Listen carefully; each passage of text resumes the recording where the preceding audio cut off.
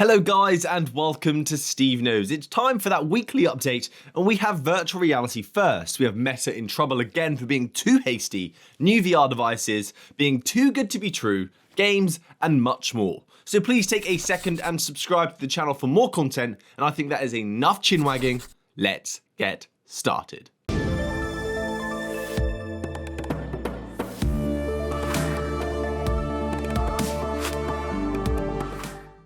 Okay, so a new headset has just popped up with a different purpose and a different way of working, which my fellow developer nerds will be intrigued by. This is the Simula One from Simula VR. Sounds like trying to say similar. It is a standalone device, so tracking is going to be built in, inside-out tracking, and it contains all of the hardware within it. But what's special about this device is it's running a Linux operating system. This headset is designed to target programmers that benefit from using a Unix environment. I recently had a problem because I developed on Windows that I had a path that was just too many characters long, and I had to upgrade the version of the operating system from Windows 7 to Windows 8 or 10 in order to enable myself to have a certain path. It's just ridiculous. The headset is also styled like an old retro piece of kit you'd see in a museum. You'd expect this to find this in Grandad's loft, and I really like the aesthetic of this device. It's this modern retro fusion, and I would eat that for dinner. So far, all we know is it's going to contain a pass-through AR mode, which is going to be aimed at developers working. I kind of see this as a must, and it also allows for more creativity within the device as well, having AR technology. It will include ultra-leap hand tracking instead of using controllers, because when you're using a keyboard and a mouse, picking up controllers to do something or move a menu is just a pain in the arse. There is more to be revealed on this device in January 2022 when their Kickstarter goes live. So this is the world's first Linux virtual reality computer, and I am so excited. So we've just had Quest Day this week. It's been a kind of a crazy week, and I was not expecting such generous announcements, even though it was only valid for the USA and Canada, so the rest of us missed out. Oculus gave away tons of random pointless goodies such as plushies, jumpers, but even 500 Quest 2 headsets, including a bunch of silly videos released on their channel that you can still go back and watch because they were really amusing. It was just tons of funny made up technologies that would be really cool to have. So what prompted this kind of fun, wacky event from a business perspective? Because they're normally really stringent and they were giving things away. They weren't asking for money. So it was more like positive branding, I suppose. But Meta said that they received lots of feedback to do with random inventions that could apply to virtual reality to make it even more immersive, and they thought, why not showcase these ideas in one fun showcase?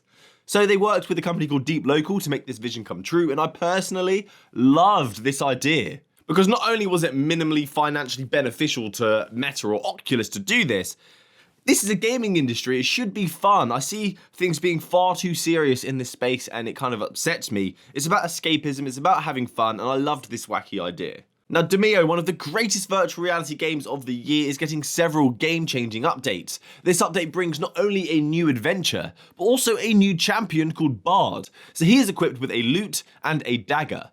Playing the lute will provide ailment bonuses for your teammates or negative effects on your enemies. And also Demeo is coming to PC on April 7th next year. This game will be cross-platform with PC and Oculus as well, and next year they're going to be dropping a PvP mode for Demeo, which I cannot wait for. I hope they're going to enable 2 versus 2 PvP as well, and it's not just going to be a free-for-all like it currently is, where it's PvP with up to 4 friends. Well, up to 3 friends, up to 4 people. So in February next year, they're also adding a social hub where you can hang out with other players, customize your avatars, play mini games such as Hauntlet, designed by John Carmack's good buddy and co-creator of Doom, Tom Hall, who is actually the creative director for Resolution Games, which I think is a pretty fun fact and makes sense why Resolution Games are so successful. And we have 2 more adventures expected to come out in 2022 as well. Now I want to address some concerns about a headset that just sounded too good to be true. As YouTubers, publications and others have been getting their hands on the Arpara 5K headset, not the all-in-one, but the PC version, and it's been getting some stick. So Arpara did reach out to me to do a review, and I'm now kind of worried because their Kickstarter went live a few days ago and it did reach its target. It did reach its stretch goal as well rather quickly. But was that too hasty? VR Oasis compared it to using the Oculus Go with no-load tracking, and personally nothing should be using no-load tracking at this stage in the game. I was really excited. This product boasted 5K micro displays. It boasted a small form factor that would be very, very light. And Kaz and Cherry, another YouTube couple, had also commented that these issues with the tracking existed. But Arpara then came out to them and said that they do have a Steam VR tracking system in the works, so perhaps that is going to make a difference. And actually, I should still check out this product because I should form my own opinion, but I am friends with these folks, I do trust what they're saying. And this is just heartbreaking, it seemed too good to be true. I was really excited for this device and I wonder what the all-in-one is going to be like. That's where my interest lies more so than the models that these guys have tried out. So I am still interested, but I am on the back foot now. And if you backed this, please let me know down below what your thoughts are, if you have any concerns, what you're excited for. Let's move on to something more positive, raise those spirits, and fulfill a childlike dream of finger banging. Finger shooting, where we pretend we point our finger and then it's like, it's a powerful, fun gun. So Finger Gun is a VR title that makes use of the Quest's hand tracking capabilities in a wave shooter set in the Wild West. And before you go, oh, wave shooter, instead of using your controllers, use your finger and your thumb. A really novel idea. So to shoot enemies, you should be doing a bit of this. I can't wait to try. I think it's a really nifty idea. As I said, it's really novel, and this is expected to be released in 2022 on Oculus Quest. So a quick note, App Lab is now gifting. Gifting is now available on App Lab. It's live, so you can buy friends App Lab games without them knowing. Just surprise them with a notification saying, hey, new game, and make someone's day. Since Oculus don't actually do gift cards, which drives me nuts, it's such a great gift idea. Instead, this digital gifting is the next best thing, especially when you know what games are fantastic and you can just bosh it and send it to a mate to play. And speaking of App Lab, there is something else. This is super cool. So Oculus have released an App Lab game and experience showcasing their own hand tracking. This is like a developer sandbox to showcase the Unreal Engine hand tracking capabilities on Oculus Quest. So as I said, this is available through App Lab, so I'll leave a link down below for you guys to try in case you can't find it. And it's just a great one to see what's possible with the tools available on the Oculus Quest. They show some brilliant physics-based interactions and tidbits that improve the hand tracking stability, because we know it's so unreliable when it comes to occlusion. It may spark some inspiration in your own games as well, because there's tons of interactions that may translate to what you're trying to create as well. So I think it's pretty cool, especially to see that Oculus created this. Now, I have a huge game bundle incoming for the Oculus Quest. Normally these are for PC VR, but this is for Oculus Quest. This is happening through Fanatical, a site that has tons of discounted games for flat screen enjoyment. And I'm not sure if I'm supposed to tell you this. I didn't see anything saying I can't, so I'm just going to do it anyway because it's to your benefit and you're more important than an email. So on the 20th of December, a game bundle was going live where you can get 8 Oculus Quest titles for only $15. This is going live over this holiday season from the 20th till the 22nd of January, a whopping 88% off. You'll get games such as Zombieland Headshot Fever, an arcade shooter that has a speedrun element that I quite like. Ghost Giant, with one of the most heartfelt stories that I've experienced in VR. It's so touching, and a great puzzler. Deathlap, a racing game with lots of violence. Accounting Plus from the co-creator of Rick and Morty, which is a puzzler and it's weird and often really creepy humour.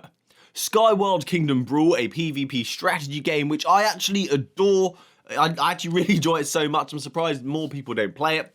Gadgeteer, a puzzler where the limitations are your imagination. Another great game. Sculptor VR, which allows you to 3D print and export your creations. So if you have a 3D printer and you like art, perfect. Gloomy Eyes, a short VR film, plus 60% off voucher code for Zero Caliber, a first-person shooter. So an incredible bundle, almost too good to be true. So when it's live, I will confirm and post about it in case you forgot about it after watching this video. Because you can't go wrong. Christmas is around the corner. If you get a Quest for Christmas, you're going to get a great bundle of games here for you to enjoy at a fantastic price. Oculus also got a browser update where you can resize windows freeform now. Instead of just making things wider, we can go longer, wider, or to scale, which is great news for a generation that are used to a different aspect ratio, and us as a community wanting more app support. It makes sense. I can imagine like TikTok being on Quest, even though they're a competitor headset owning Pico Neo, and just someone sitting in virtual reality for hours watching it. And also that data that they gather from people watching these videos is then also Meta's, which is kind of interesting. It also has more practical uses in the virtual space as well when you're working using pass-through mode. And you don't want every window covering your view if you're a programmer. I've seen many people turn their monitors lengthways so you can fit more on the screen at once. And I'm hoping this can be just as practical as that. I don't use my Quest for that kind of work at the moment, but I am hoping Cambria will be a much better design, a much better piece of kit that will allow me to do that. So I see this feature as a stepping stone in improving usability. I think it's quite cool. And now some drama. Meta are under the watchful eye of the Federal Trade Commission once again after an acquisition was made public within the company who made Supernatural, the virtual reality fitness brand, costing $400 million, which is insane. In what world is this app worth $400 million? A subscription fitness app that people were angry about, worth $400 million. $400 million. Apparently the deal is not finalised though until the FTC have done some of their digging, and it's for the same reasons as before. They are checking Meta is not engaging in anti-competitive practices. So it's now in conjunction with WhatsApp and Instagram, those ongoing cases. And I understand, but I also begrudge these problems because they may be anti-competitive. There may be that intent behind this, although I don't think Meta should be too worried and shouldn't be pushing so hard because they own the market majority by a long shot. But I also get and know that they want the vision. They want to drive and create the metaverse and a whole XR platform.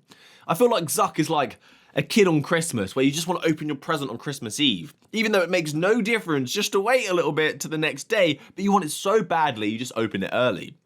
And still, $400 million, I don't understand why it's worth that. How much did they pay for Beat Saber then?